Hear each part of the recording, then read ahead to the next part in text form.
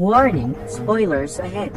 Ating tutunghayan ngayon ang kwento ng ex-military na nabagot na sa trabahong pang-opisina at pumasok bilang personal na security ng isang journalist na tutungo sa Paladonia para ma-interview ang presidente doon na nauwi sa Codita.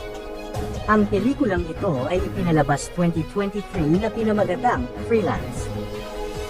Bago tayo magpatuloy, paki-like ang video at mag-subscribe na din sa channel na ito. Maraming salamat. Ang dating US Army Special Force na si Mason Petitz ay na-discharge sa serbisyo dahil sa injury matapos ang nabigong misyong patayin ang Paladonian President na ikinamatay ng halos buong team nila. Sa kasalukuyan may pamilya na si Mason at may anak na babae, nagtatrabaho din ito ngayon bilang isang abogado. Isang araw dumating sa opisina niya si Sebastian, ang dati niyang kasamahan noon sa Special Force na ikinagulat niyang makita ulit ito. Dinala siya ng dating kaibigan sa pinagkakaabalahan nito ngayon kung saan nag-o-operate ito ng private contractor agency na tinatawag na CDI. Inalok niya si Mason na magtrabaho sa kanya pero tumanggi ito dahil matanda na daw ito para sa ganoong trabaho. Pinipilit siya ni Sebastian dahil alam niyang hirap ito ngayon lalo na sa pera. Pinanood sa kanya ang video ng Paladonian President na si Juan Venegas. Naalala niya ang nakaraang ito ang pumatay sa kalahati ng team nila noon. Inakala ni Mason na may ugnayan si Sebastian sa taong pumatay sa mga kaibigan nila. Sinabi ni Sebastian na hindi para kay Venegas ang trabahong alok niya, magiging personal na security ito ng journalist na gustong ma-interview si Venegas sa Paladonia at nag-alok ito ng malaking halaga. Ang journalist ay si Claire Wellington na kilala sa larangan sa pagko-cover ng mga sikat na personalidad. Pag-uwi ni Mason nagpaalam ito sa asawa na pumasok ito ng trabaho bilang private security. Ayaw pumayag ng asawa niya dahil sa nangyari sa kanya noon sa napakadelikadong trabaho. Dinahilan ni Mason na kailangan nila ng pera kaya hinayaan na ito ng asawa dahil hindi niya rin naman ito mapipigilang umalis. Kinalaunan pinuntahan ni Mason ang journalist na si Claire na inakalang tagahanga niya lang. Sinabi ni Mason pinadala ito ng CDI para maging bodyguard niya. Si Venegas ay kilala sa pagiging diktador na presidente at may bansang mayaman sa natural resources. Gusto itong ma-interview ni Claire dahil sa tagal ng panahon ngayon lang ito nagka-interest sa media sa kauna-unahang pagkakataon. Paglipad nila sa Paladonia sinundo sila ni President Venegas na ikinabigla ni Claire dahil sa pinapakita nito sa kanya. Kinapka pa naman si Mason ng mga bodyguard ng presidente at kinuha ang lahat ng dala niyang armas. Kasama si Mason sa sinasakyan ng presidente kung nasaan si Claire. Nang ipakilala ito ni Claire bilang security niya, alam na pala ni Venegas ang personal background ni Mason matapos gumawa sila ng research para sa kanya. Nang nasa biyahe buong ipinagmamalaki ni Venegas ang maganda niyang bansa at ang mamamayan nito, pero hindi niya inasahan na makita nilang tila galit ang mga tao sa presidente. Habang patungo sa rancho na ipinagmamalaki ni Venegas upang doon din isagawa ang interview, pagdaan nila sa tulay biglang sumabog ang harapan ng convoy na ikinagulat ng lahat. May dumating ding mga armadong kalalakihan na pinaputukan ang sinasakyan nila. Sinubukang lumaban ng mga bodyguard ng presidente pero napatay lang ang mga ito. Pumalit na si Mason sa nasawing driver at agarang pina-address ang sasakyan. Nagawa din itong mailaga ng RPG na patungo sa kanila. Minunggo ni Mason ang armadong lalaki bago pa ulit ito makapagpaputok ng RPG. May dumating namang militar na gusto rin silang patayin. Inatrasan ito ni Mason at binunggo rin ang isa pang dumating sa harapan. Lumabas na si Mason at nakipagbarilan sa mga kalaban na agaran niyang napabagsak. Pagkatapos nagpasalamat si Venegas sa pagkakaligtas ng buhay nila at pinuri si Mason sa galing nito. Nabigla naman si Claire sa mga nangyari. Sinabi sa kanya ni Mason na dapat hindi sila nagpunta doon at isinama si Claire para maghanap ng ligtas na lugar. Sinabi ni Venegas na kudeta ang nangyari sa pagtatangka ng buhay niya, balak nitong pigilan ang mga mangyayari at hinikayat si Mason na magtungo sila sa Kapitolyo upang tulungan nitong protektahan ang mga mamamayan niya. Ngunit tumanggi si Mason dahil ayaw niyang madamay sa gulo. Gusto namang sumama ni Claire para sa pagkakataon na makuhanan ng presidente sa gitna ng kudeta, pero ayaw pumayag ni Mason at naghanap ito ng armas saka isinama si Claire sa pagtakas papasok sa loob ng gubat. Gusto nang magpahinga ni Claire kaya pinagbigyan nito ni Mason ng oras. Dumating din si Venegas na sumunod pala sa kanila. Inalam ni Mason kung sino ang gustong pumatay sa kanya, isang tao daw itong gustong pabagsakin ang bansa. Inilabas ni Mason ang satellite phone niyang nakatago, tinawagan niya si Sebastian para ipaalam ang nangyari sa kanila at humingi ng tulong na makaalis sa lugar. Nagulat si Sebastian sa nalaman at inalam ang GPS ng kinaroroonan nila at sinabi sa kanya ang lugar na dapat nitong puntahan upang masundo ng helicopter. Matapos niyang tumawag gustong humiram ni Venegas sa telepono niya ngunit tumanggi ito dahil ayaw niyang magbigay ng pabor sa taong pumatay sa mga kaibigan niya. Sinabihan ito ni Venegas na pwede niyang hulihin si Mason bilang isang espiya. Biglang bumunot ng baril si Mason na pinipigilan ni Claire. Hinamon ito ni Venegas na iputok niya ang baril pero pumagitan na si Claire sa kanila kaya ibinaba na ni Mason ang baril at binigay kay Venegas ang telepono. Samantala ang may pasimuno ng kudeta ay ang mismong pamangkin ng presidente na si Vasquez kasama ang general. Ikinagulat nilang malaman na buhay pa ang presidente nang tawagan sila nito. Nagpanggap si Venegas na parang walang nangyaring masama sa kanya dahil alam niyang ang pamangkin niya ang may gustong pumatay sa kanya. Pinaalam niya lang na buhay pa ito upang walang gawin ng pamangkin na ikapapahamak ng bansa. Gusto ni Venegas na magtungo sila sa Kapitolyo, pero ayaw pa ding pumayag ni Mason dahil paparating na ang rescue nila. Doon na naghiwalay ang mga ito hanggang sa marating nila Mason ang lokasyon ng paglalapagan ng helicopter. Subalit nang may dumating na helicopter bumaba lang ang pinadalang mga mersenaryo para patayin sila. Nang mapansin ito ni Mason agaran niyang pinatakbo si Claire upang matakasan ang mga kalaban ngunit hinabol sila ng helicopter at pinaputukan. Tinakasan nila ang helicopter hanggang sa makahanap ng pagkakataon si Mason, ginamit niya ang dalang armas saka pinaputukan ang helicopter na dahilan ng pagbagsak nito. Ngunit habang tumatakas nagkahiwalay si Mason at Claire, sinundan din ito ng mersenaryo kaya agarang nagtago si Claire sa likod ng mga puno nang makitang hindi si Mason ang nasa likuran niya. Nakita naman ito ng mersenaryo sa pinagtataguan niya pero dumating si Mason at iniligtas ito. Naglaban ang dalawa hanggang sa tuluyan itong mapatay ni Mason.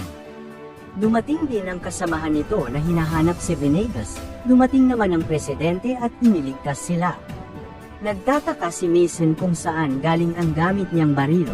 Sinabi ni Venegas na anong klase siyang diktador kung wala itong dalang malaking armas. Sa pinagbagsakan ng helikopter dumating ang pamangkin ng presidente na ikinagalit ng mabigo na naman sila. Dumating din si Colonel Cohorst ang pinuno ng mersenaryo at binalaan ito sa bigong pagpatay sa tiyuhin niya dahil gusto daw masigurado ng mga client niya ang investment nila sa bansa. Naroon naman sa tabing ilog sila Mason na sandaling nagpapahinga. Kinalaunan isinama din ng mga ito ni Venegas sa ligtas na lugar na itinuturing niyang tahanan. Doon na daw muna sila magpapalipas ng gabi dahil walang nagbabiyahe ng gabi sa lugar na iyon. Doon na rin isinagawa ni Claire ang pag-i-interview sa presidente na unti-unting bumago sa paniniwala ni Mason na masama itong tao.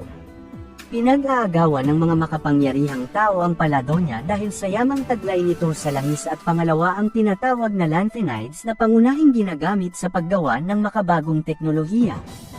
Dahil sa pagpigil ni Venegas na mapapasakamay ito sa mga taong interesado dito kaya siya gustong patayin. Pangako niya kasi na ang yamang taglay ng lupain ng Paladonia ay para lang sa mamamayan ng Paladonia na ikinatuwa ng mga kababayan niya maging si Mason at Claire. Kinabukasan bago sila umalis gustong pumunta ni Claire sa Kapitolyo dahil pakiramdam niya hindi pa sapat ang nakuha niya. Ayaw pa ding pumayag ni Mason dahil nakuha na niya ang pakay sa bansa. Nakukulangan kasi si Claire para maalis sa lahat ang paniniwalang isang diktador si Venegas. Dumating naman ito na naririnig ang usapan. Gusto niya ngayong pumunta sa Kapitolyo para sa kinabukasan ng mamamayan niya. Wala namang pakialam si Mason at gusto na niyang makaalis. Tinanong ito ni Venegas kung ano ba talaga ang ginagawa niya sa Paladonia.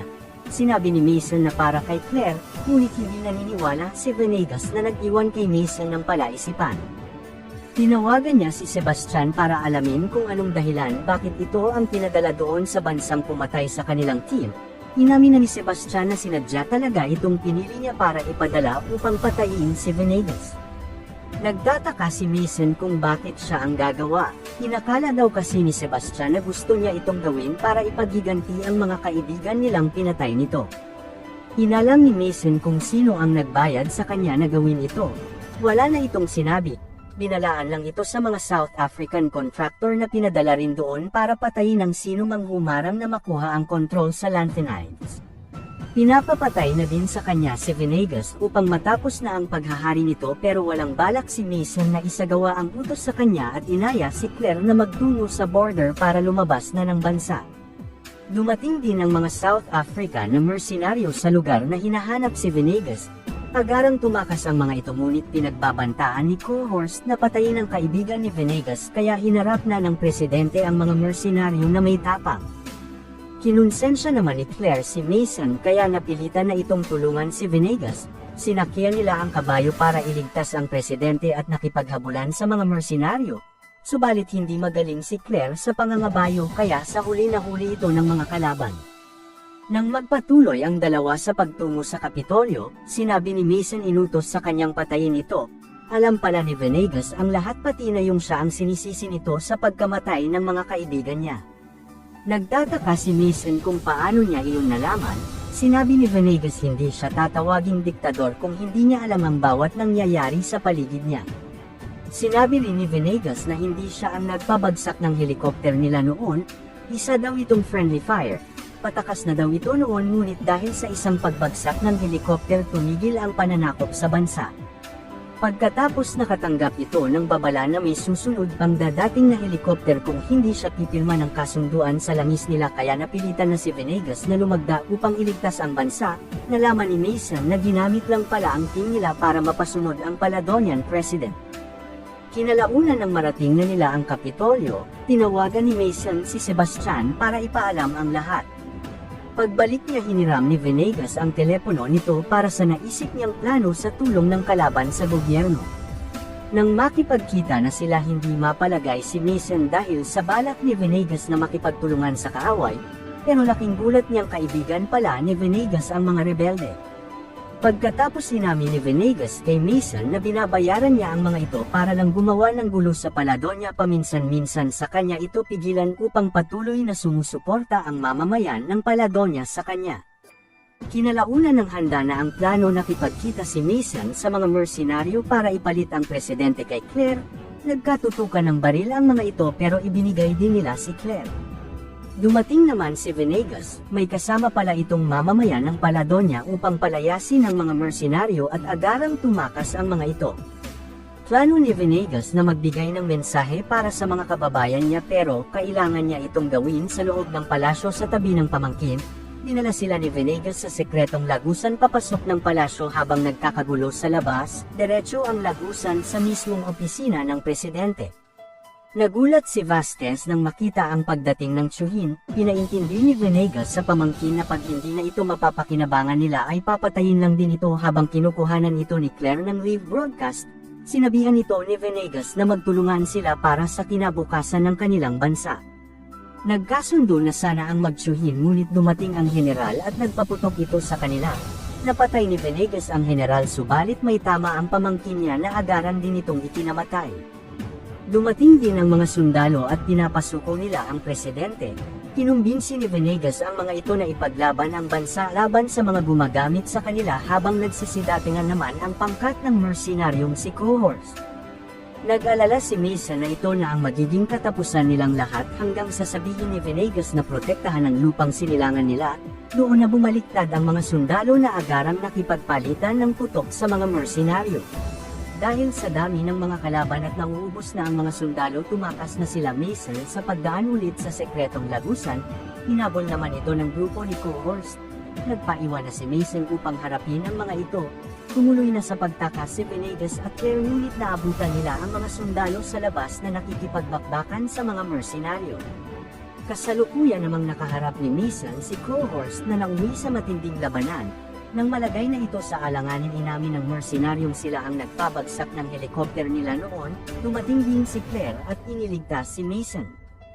Nang puntahan nila si Venegas na uubos na ang mga sundalo nito, tumulong na si Mason sa pakikipaglaban kung saan umanga sila sa galing nito bilang one-man army. Dumating din ang team ni Sebastian para tulungan si Mason, humingi ito ng tawad sa kaibigan ng mahuli sila ng dating, pinakilala naman ito ni Mason kay Presidente Venegas. Dahil sa dami ng tauhan ni Sebastian, umatras na ang mga South African mercenary. Napanood din sa buong mundo kinalaunan ang mga nangyari sa Paladonia nang ma-broadcast ito ni Claire na nagpabago sa pagtingin ng mundo kay Venegas bilang isang diktador. Pero sa uli bumaba si Venegas bilang presidente para bigyan ng bagong mamumuno ang bansa. Naglaan din ito ng malaking budget para sa ikagiginhawa ng mamamayan ng Paladonia. Sa huli nakauwi na si Mason sa pamilya niya na nag-alala na kung anong nangyari sa kanya. Kinuntak naman ito ni Venegas para sa ibibigay niyang regalo kay Mason. Nang tingnan ni Mason ang bank account nito, laking gulat niyang naglalaman na ito ngayon ng malaking halaga ng pera. Pagbalik ni Mason sa sasakyan, masaya ito at ayaw nang pumasok sa trabaho para makasama ang pamilya. Dito na nagtatapos ang ating kwento. Sana nagustuhan nyo. I-like ang video at mag-subscribe na din sa channel na ito. Maraming salamat sa panunood. Hanggang sa muli. Paalam!